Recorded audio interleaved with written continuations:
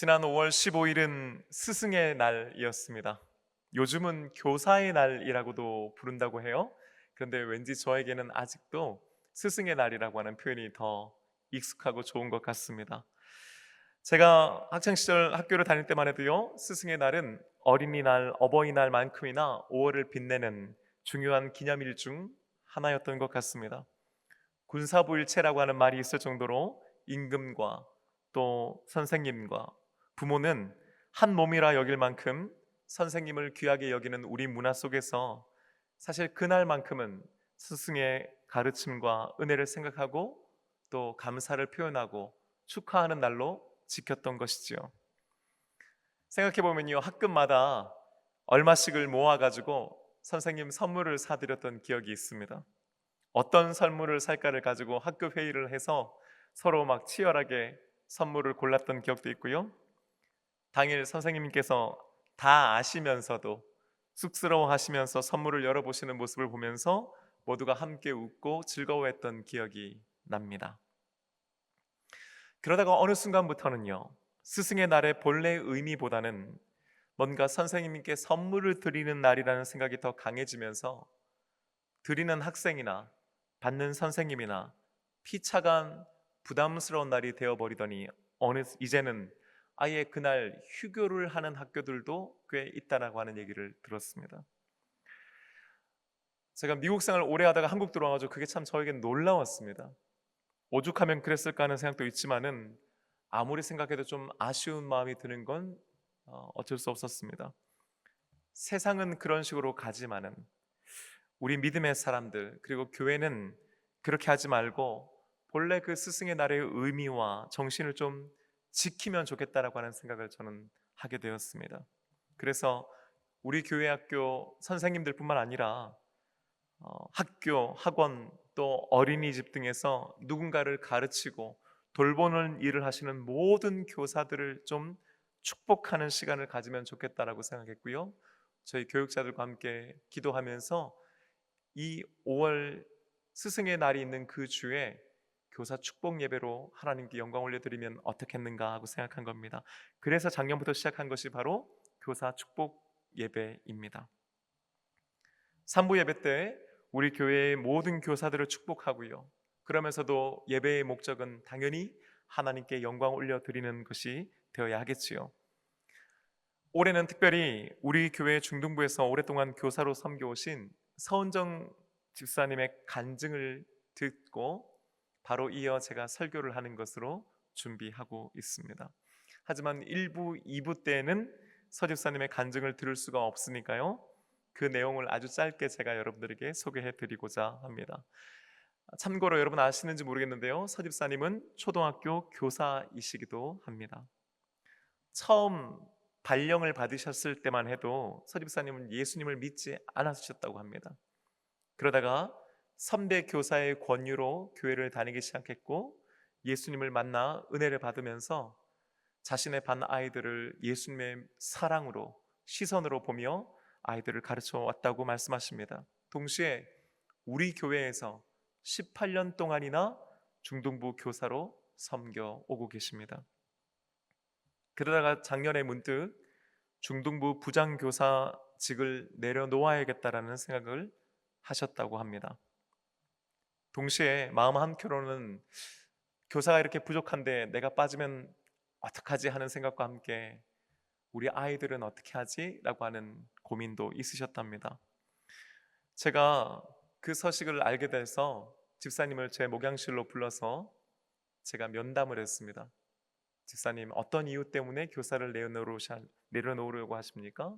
그 집사님이 이런저런 이유들을 얘기하시더라고요. 그래서 제가 집사님, 물론 충분히 이해됩니다만 그래도 맡겨주신 사명을 더 감당해 주시면 좋겠습니다 하고 기도해 드렸습니다. 집사님께서 일어나 나가시면서 분명 기도해 보겠다고 하셨지만은 왜 사람 눈치라는 게 있지 않습니까? 좀 어렵겠다라는 생각도 했던 것이 솔직한 제 마음이었습니다. 그런데 그러고 나서 얼마 있지 않아 서 집사님께서 다시 중등부 부장교사를 하시겠다고 하는 연락을 저희 부목사님 중 한 분이 저에게 해주셨습니다. 그때 저는 내가 설득을 잘해서 집사님의 마음을 돌이켰나 보다라고 하는 잠시 교만한 생각을 했습니다. 하지만 그것이 아니었습니다. 한 번은 4년 전에 집사님께서 맡으셨던 한 남자아이가 집사님을 찾아왔더랍니다. 코로나 이후로 한 번도 예배를 나오지 않던, 지금은 고등학생이 된 남자아이였습니다. 그런데 그 아이가 서집사님이 생각이 났고 만나 뵙고 싶어서 교회를 나왔다는 겁니다. 그러면서 선생님, 여전히 이 중등부 교사로 계셔 주셔서 너무 좋았습니다 라는 얘기를 했다는 거예요.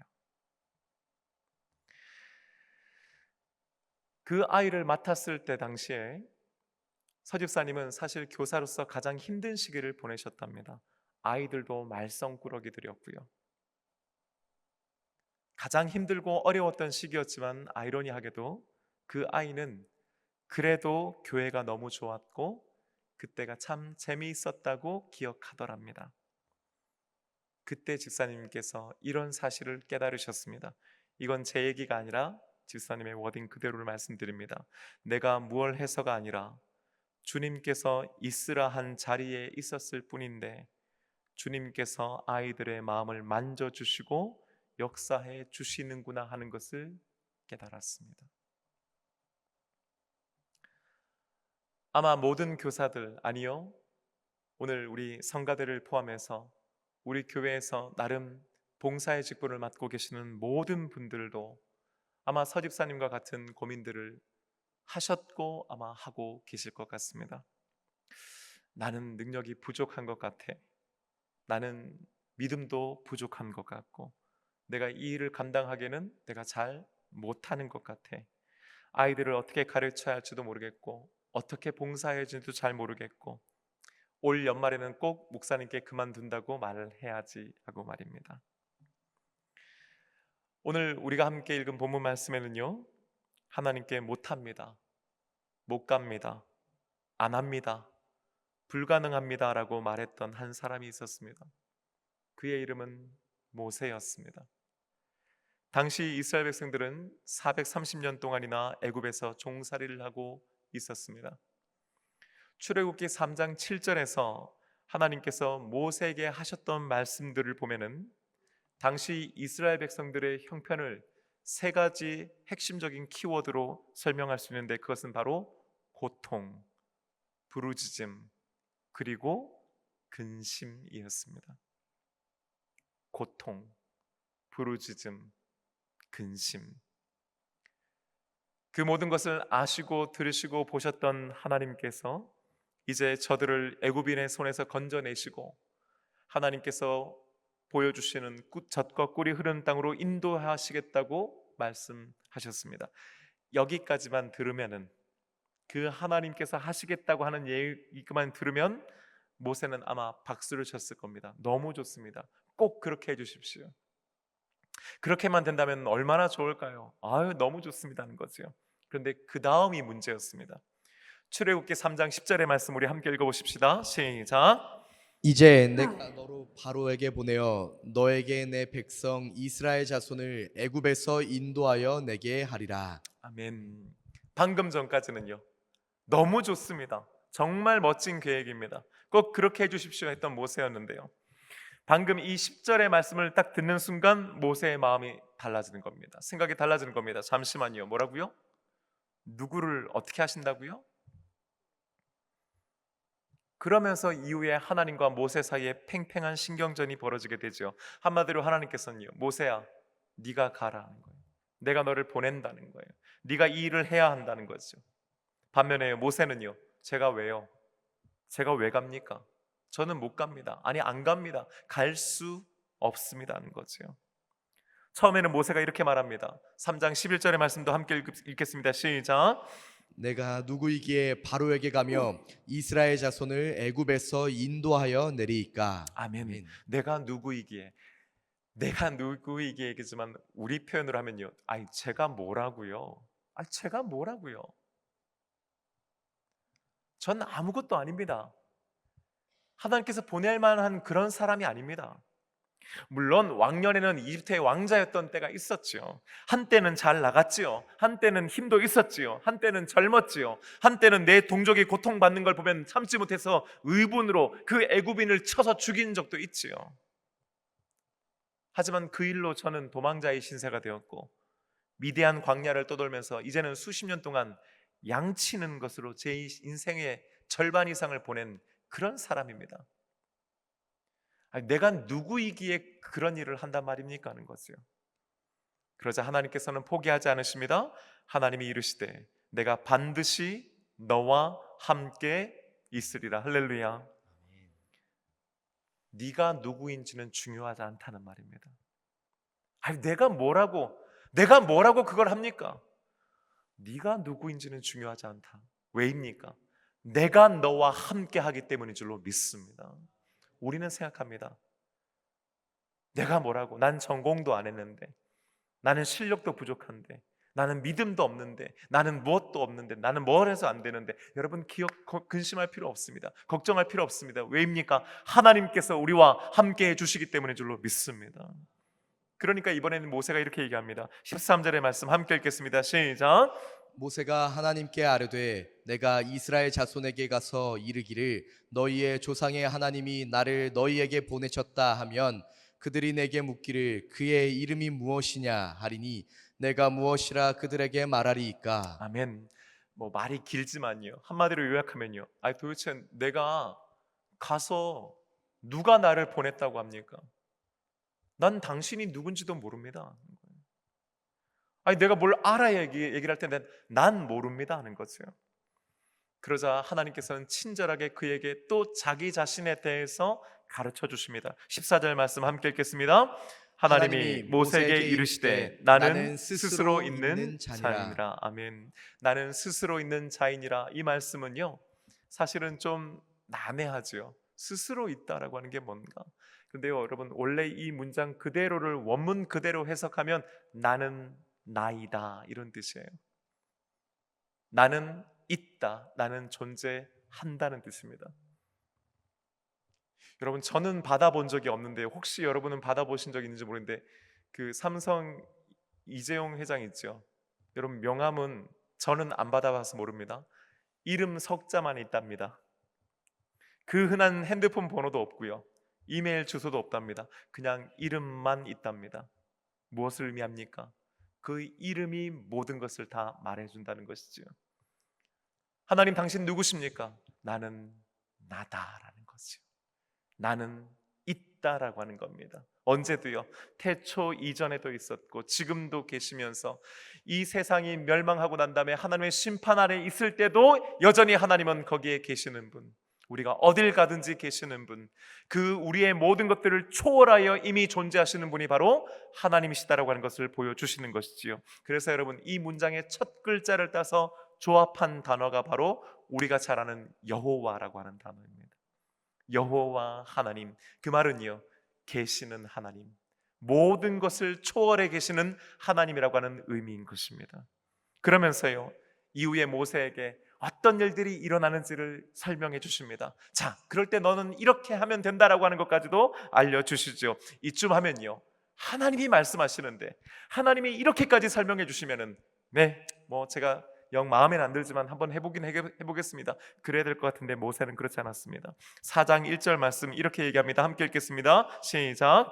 모세가 대답하여 이르되 그러나 그들이 나를 믿지 아니하며 내 말을 듣지 아니하고 이르기를 여호와께서 내게 나타나지 아니하셨다 하리니이다. 아멘. 저들이 나를 안 믿을 겁니다. 설사 내가 그렇게 말한다 할지라도 안 믿을 겁니다. 그러니까 이번에는요, 하나님께서요, 너 지팡이 있지? 그거 던져라. 그게 뱀이 되잖아요. 다시 집어라. 지팡이가 되고요. 그게 지팡이 이적입니다. 또요, 네 손 네 품 안에 넣었다 빼봐라.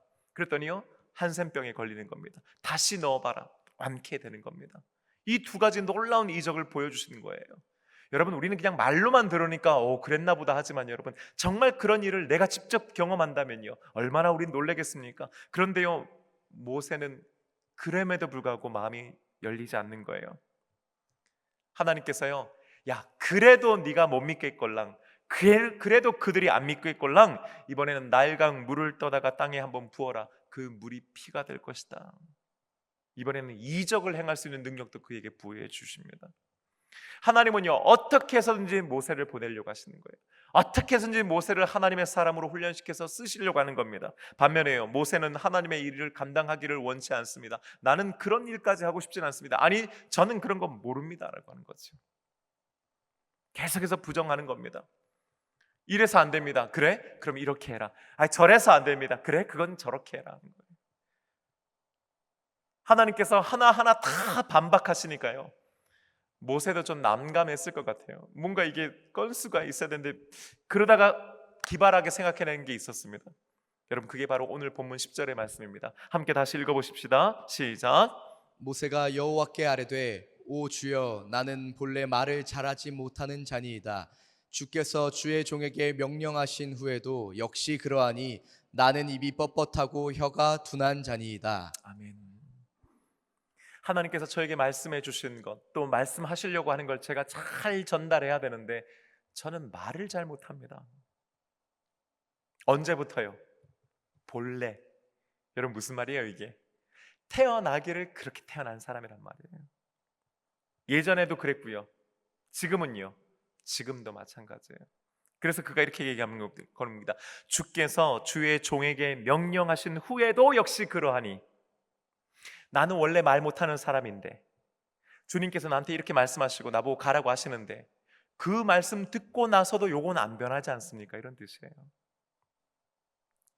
예나 지금이나 왜 지도자가 된다라고 하는 것에 굉장히 중요한 덕목 중 하나가 스피치 능력이지 않습니까? 말을 잘하는 것, 그렇죠? 물론 그 번지르르게 잘하는 것보다는 그래도 웅변력이 있고 말로 사람들의 마음을 움직일 수 있는 힘을 가지면은 굉장한 카리스마를 가지게 되는 거죠. 그런데 뭐라는 거예요? 안타깝게도 나는 말을 못합니다. 그러니까 저는 지도자로서의 자격이 부족하니 저는 못합니다라고 하는 결론이죠. 여러분, 여기서 이런 질문 한번 해볼게요. 모세가 정말 입이 뻣뻣하고 혀가 둔한 자라고 하는 말이 사실이었을까요? 진짜 그는 그랬을까요? 아니면은 핑계를 대기 위해서 그렇다고 한 걸까요? 아마도 제 생각에는요, 진짜 그가 그랬던 것 같습니다. 왜냐하면은 하나님께서 야, 무슨 소리야, 너 말 잘하잖아, 이런 말씀을 안 하세요. 그 말을 반박하지 않으세요. 모세는요, 어쩌면 자기가 어떤 사람인지 또 자신이 어떤 약점을 가지고 있는지를 하나님 앞에 솔직하게 내어놓는 사람입니다. 어떻게 보면 겸손한 사람이라고 할 수도 있지요. 하지만 여러분, 이 이야기의 목적, 의도는 뭐였습니까? 결국 나는 못합니다, 안 합니다, 안 갑니다, 그 얘기를 하기 위해서였던 거죠. 그러자 이번에 하나님께서는 뭐라고 말씀하세요? 11절 말씀 함께 읽겠습니다. 여호와께서 그에게 이르시되 누가 사람의 입을 지었느냐? 누가 말 못하는 자나 못 듣는 자나 눈 밝은 자나 맹인이 되게 하였느냐? 나 여호와가 아니냐? 아멘. 여러분, 이 말씀을 통해서 우리가 알 수 있는 것은요, 야, 너 말 잘하면서 왜 말 못하는 척해? 이게 아니고요, 그래, 너 말 못하는 거 내가 알고 있어. 그런데 내가 너를 그렇게 지었어 라는 뜻이에요. 내가 너를 그렇게 창조했어 라고 하는 뜻입니다. 여러분, 그분이, 하나님께서 모세를 그렇게 만드셨다, 그리고 하나님께서 우리를 그렇게 만드셨다라고 하는 말의 의미가 뭡니까? 하나님은 너무나 잘 알고 계신다라고 하는 의미인 것입니다. 여러분, 제가 스마트폰, 그 아이폰 쓰고 있는데요, 고장 나면요, 이게 왜 고장 난지를 저는 모릅니다. 여러분, 놀랍지 않으세요? 내 건데, 내가 사용하는데 고장 나면 나는 이게 왜 고장 난지를 모릅니다. 누가 압니까? 이 아이폰을 만든 애플 그 회사가 알아요. 그래서 거기를 찾아가서 고쳐달라고 문의를 하는 겁니다. 왜요? 만든 사람이 제일 잘 알기 때문입니다. 하나님께서 모세를 창조하셨습니다. 그 말은 뭡니까? 모세가 그런 사람이라고 하는 것을 하나님은 알고 계신다라고 하는 겁니다. 알고 계시면서도 그렇게 맡기신다라고 하는 의미입니다. 사랑하는 여러분, 하나님은 저와 여러분을 아시는 줄로 믿습니다. 우리가 무엇을 잘하는지도 알지만은 우리가 무엇에 약하고 못하는지도 하나님은 알고 계십니다.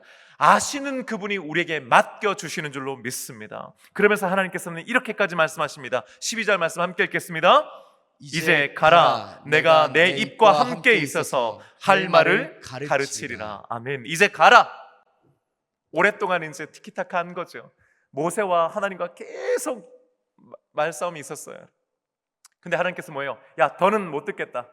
더는 안 듣겠다. 다른 말 하지 말고 그냥 따라가라 하는 거예요. 순종해라 말씀하시는 겁니다.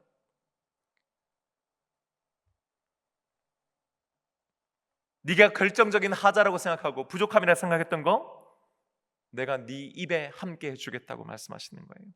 할 말까지도 내가 가르쳐 주겠다고 말씀하시는 겁니다. 그러니까 이제는 더 이상 그 문제로 어떻게 얘기할 수가 없죠. 그런데 여러분, 이 모세가요 정말 보통 사람은 아닌 것 같아요. 끝까지 버팁니다. 13절 말씀 함께 읽겠습니다. 시작. 모세가 이르되 오 주여 보낼 만한 자를 보내소서. 아멘. 보낼 만한 자를 보내십시오. 그런데 저는 아닙니다, 이런 뜻이죠. 그런데 여러분, 이걸 누가 판단하는 겁니까? 모세 자신이 판단하고 있습니다. 흥미로운 점은요, 어느 순간 모세가 하나님을 오 주여라고 부르고 있다는 뜻인 겁니다.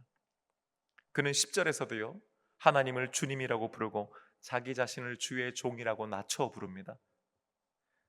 하나님이 주님 맞습니다. 저는 주님의 종이 맞습니다.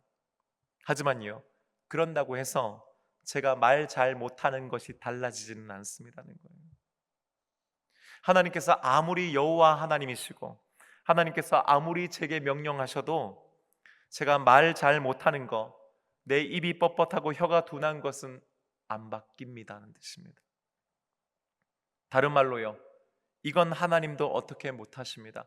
왜요? 본래 난 그렇게 태어났으니까, 여전히 지금도 그런 상태이니까 하는 겁니다.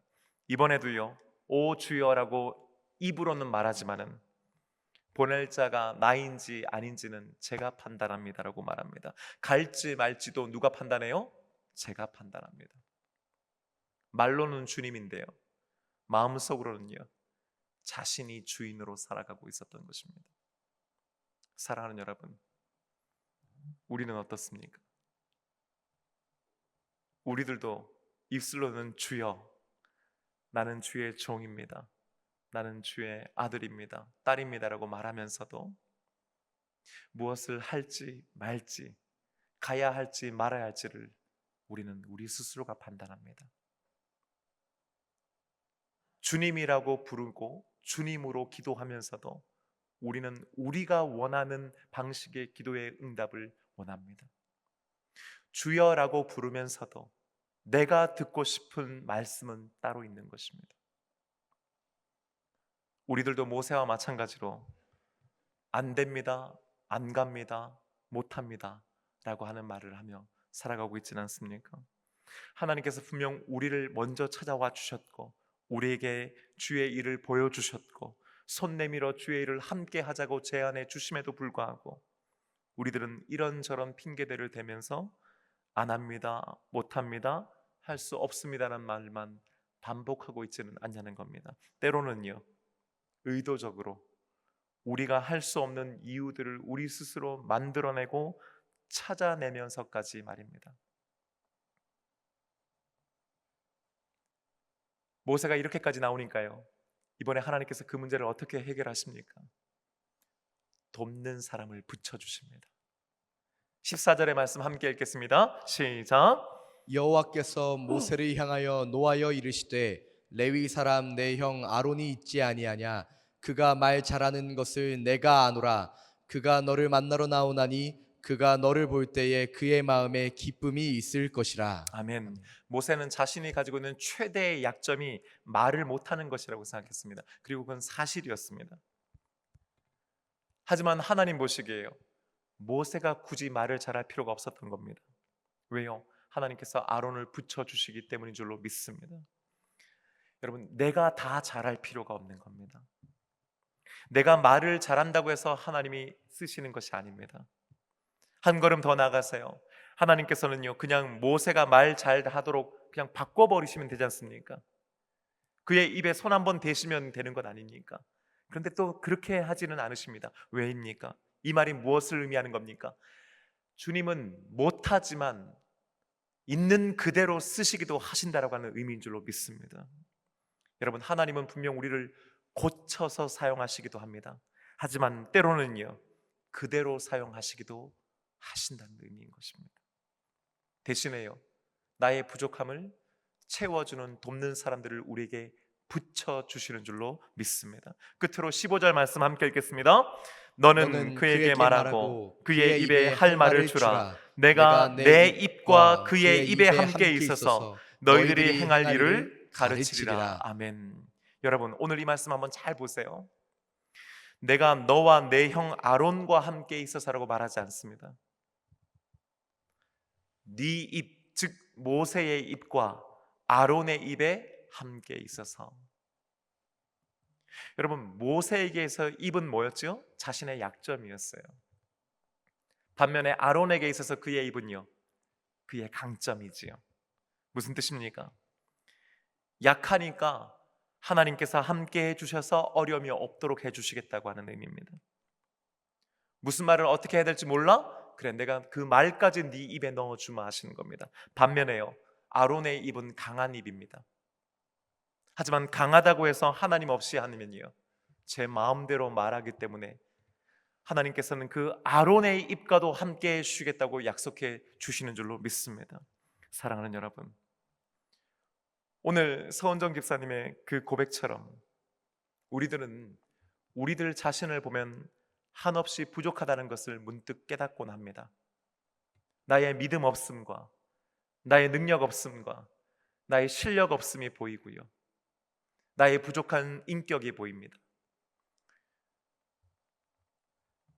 늘 언제나 우리가 우리 자신을 묵상하면 거기는 답이 없습니다. 우리가 우리 자신을 묵상하면 우리는 설 수 없습니다. 우리가 우리 자신을 묵상하면 우리는 결코 용기를 낼 수가 없는 것입니다. 나 자신을 바라보면 할 수 없는 이유가 수도 없이 많습니다. 내가 처한 상황에서 내 신앙도 제대로 지키지 못하는데 내가 누구를 가르치고 인도한단 말입니까? 하지만 여러분, 하나님께서 모세가 처음 내가 누구이기에 라고 물었을 때에 내가 너와 함께 한다고 말씀해 주셨습니다. 맨 마지막으로 저는 본래 말을 잘 못하는 사람입니다 라고 말했을 때도 주님께서는 내 입과 함께 해주겠다고 약속해 주셨습니다. 그렇습니다. 주님은 오늘 이 시간 저와 여러분과 함께 해주시는 줄로 믿습니다. 우리가 맡겨주신 사명을 감당할 수 있는 이유는 다른 데 있지 않습니다. 하나님께서 우리와 함께 해주시기 때문입니다. 그래서 오늘 주님은 우리에게 말씀하십니다. 이제 가라. 더는 변명하지 말고, 저는 망설이지 말고, 더는 헷갈려 하지 말고, 더는 의심하지 말고 이제 가라. 그냥 해라. 내가 내 입과 함께 있어서 할 말을 가르쳐 주리라는 것입니다. 여러분, 우리 자신을 생각하면 우리는 앞으로도 못할 겁니다. 하지만 주님을 힘입으면 갈 수 있는 줄로 믿습니다. 주님을 힘입으면 할 수 있습니다. 앞으로도 계속해서 주를 힘입어 담대히 맡겨주신 사명 감당하며 살아가는 저와 여러분 되시기를, 이 믿음의 길을 묵묵히 걸어가는 저와 여러분 되시기를 주님의 이름으로 축복합니다. 이제 우리 다 함께 자리에서 일어나셨어요? 함께 결단하며 찬송하기 원합니다. 여러분, 정말 신앙의 신비, 믿음 생활의 신비가 여기에 있는 것 아닌가 싶습니다. 약할 때에, 우리가 가장 약할 때에 우리의 그 약함을 주님 앞에 올려드리면, 주님 앞에 내어놓으면 그 연약함 위에 주님의 강함은 임하는 줄로 믿습니다. 우리는 늘 우리가 강하지 못해서 안타까워하고, 우리가 좀 더 강하면 우리는 좀 더 잘할 수 있을 거라고 하는 생각을 하지만 성경은 우리에게 그렇게 말씀하지 않습니다. 우리가 연약하다고 얘기할 때에 주님은 우리의 그 연약함 가운데 함께 해주십니다. 때로는 아들로서, 딸로서, 아버지로서, 어머니로서, 남편과 아내로서, 또 사회에서 여러 가지 이름으로, 직책으로 살아가는 여러분, 더 잘해야 되는데라는 생각도 하게 될 때 있지 않습니까? 왜 이것밖에는 못할까? 왜 이 정도밖에는 못할까? 그러면서 우리는 어느 순간 우리에게 맡겨주신 그 사명의 길을 내려놓고 싶어질 때가 있습니다. 여러분, 목사인 저도 그렇습니다. 저도 이 자리에서 말씀을 전하고 이 교회를 이끌어가는 담임 목사의 직을 감당하지만은 저 역시도 제 힘으로는 도저히 이것을 감당할 수가 없다고 느낄 때가 있습니다. 저의 약함을 저는 알고 있습니다. 하지만 그럴 때 저는 더 힘을 내기보다는 주님을 의지합니다. 사랑하는 여러분, 약할 때에 주님은 우리를 강하게 해주실 줄로 믿습니다. 함께 찬양하며 나가십시다. 약할 때 강함 되시네. 약할 때 강함 되시네. 나의 보배가 되신 주, 주 나의 모든 것. 주 안에 있는 보물을 나는 포기할 수 없네. 주 나의 모든 것. 예수 어린 양, 예수 어린 양, 존귀한 이름. 예수 어린 양, 예수 어린 양, 존귀한 이름. 십자가 죄 사셨네. 십자가 죄 사셨네. 주님의 이름 찬양해. 주 나의 모든 것. 쓰러진 나를 세우고, 쓰러진 나를 세우고 나의 빈잔을 채우네. 아멘. 주 나의 모든 것. 우리 함께 믿음을 가지고 찬양하십시다.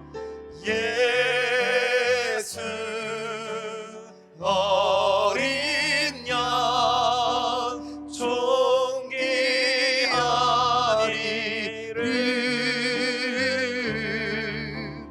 예수 어린 양, 존귀한 이름. 우리 2절 다시 한번 찬양할까요? 십자가 죄 사셨네.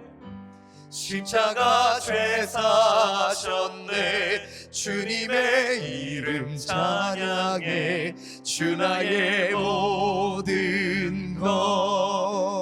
모세처럼 쓰러진 나를 세우고 나의 빈잔을 채우네. 주 나의 모든 것. 그래서 우리는 이렇게 찬양하지요.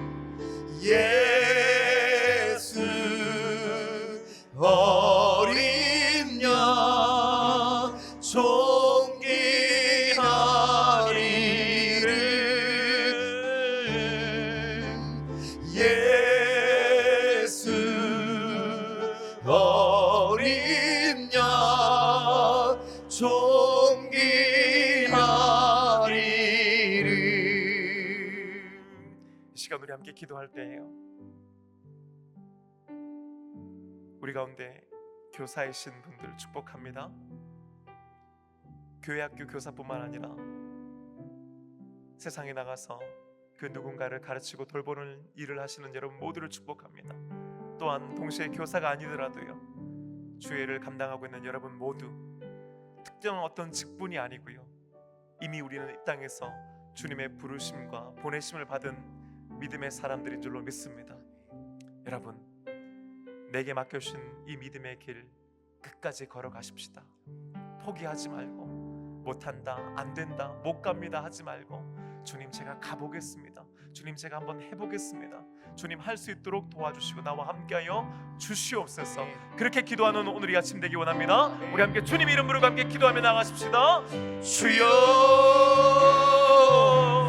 아버지 하나님 감사합니다. 오늘 이 시간 저희들을 다시 불러주시고 주의 사명 맡겨주시는 이 아침 되게 하시니 감사합니다. 주님 우리들 가운데 누군가를 가르치고 돌보는 일을 하는 교사들을 특별히 오늘 이 예배 시간에 축복합니다. 비단 어디 교사뿐이겠습니까?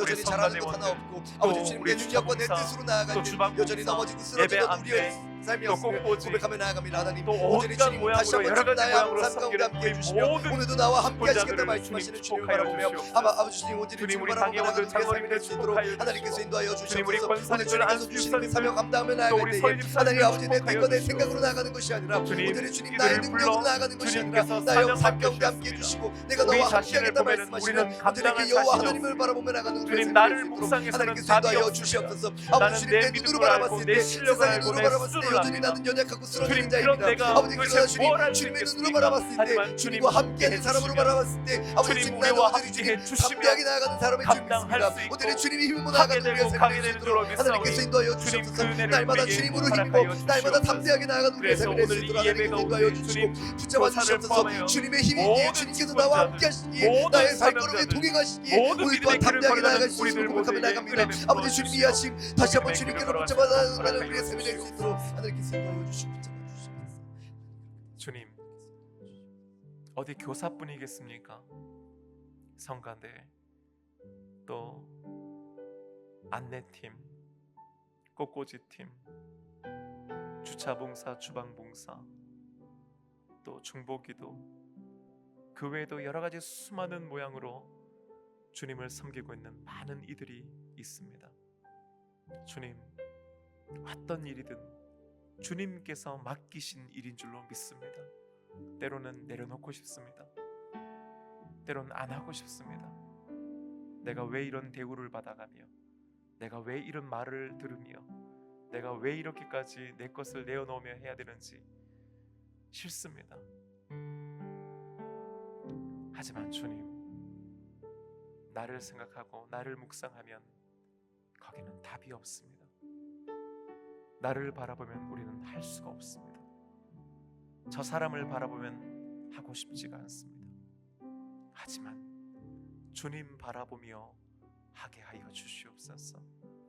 우리의 연약함이 떠오를 때마다 우리의 연약함을 주님 앞에 내어놓게 하시고 그 연약함 가운데 함께 해주시는 주님을 힘있게 하여 주시옵소서. 주님 아버지로서 어머니로서 남편과 아내로서도 살아가고 있습니다. 오랜 기간이 지나서 이제는 좀 할만도 한데 여전히 그 역할은 참 버겁습니다. 어렵습니다. 어떻게 살아야 하는지 어떻게 키워야 되는지 늘 언제나 무섭고 힘이 듭니다. 주님 우리의 부족함과 연약함을 아시오니 매일매일 우리의 삶 가운데 함께해 주시옵소서. 우리 자신이 가지고 있는 연약함과 한계를 인정하고 그럼에도 불구하고 함께해 주시겠다고 약속하시며 이제 가라 말씀하시니 믿고 가게 하여 주시고 하게 하여 주시고 살게 하여 주시옵소서. 이제는 우리와 늘 함께해 주시어서 임마누엘이라고 하는 이름을 가지고 계셨던 우리 주 예수 그리스도의 크신 은혜와 늘 언제나 함께 해주겠다고 약속해 주시는 아버지 하나님의 크신 사랑하심과 그것을 우리로 하여금 믿음으로 고백하게 하시는 성령님의 인도내주 교통하고 역사하심이 모세처럼 못 갈 것 같고 못할 것 같고 안 하고 싶지만은 주님께서 함께 해주신다고 하니 주님께서 가라고 하시니 그 말씀 믿고 다시금 결단하여 믿음으로 살기를 소원하고 다짐합니다. 여기 머릿속엔 사랑하는 동성교회 모든 믿음의 권속들 위해 그 가정과 직장과 일터와 학업 위에 특별히 오늘 교사 축복 예배로 더욱 축복하는 우리 모든 교사들 위해 마음은 온유로 돼 이 자리에 함께하지 못한 우리들의 환우들 땅끝까지 이르러 함께 하시는 하나님 증거하고 있는 모든 믿음의 동력자들과 주님의 몸된 동서원교회 이 나라와 민족 위에 이제부터 영원까지 함께 하시기를 간절히 축원하옵나이다. 아멘.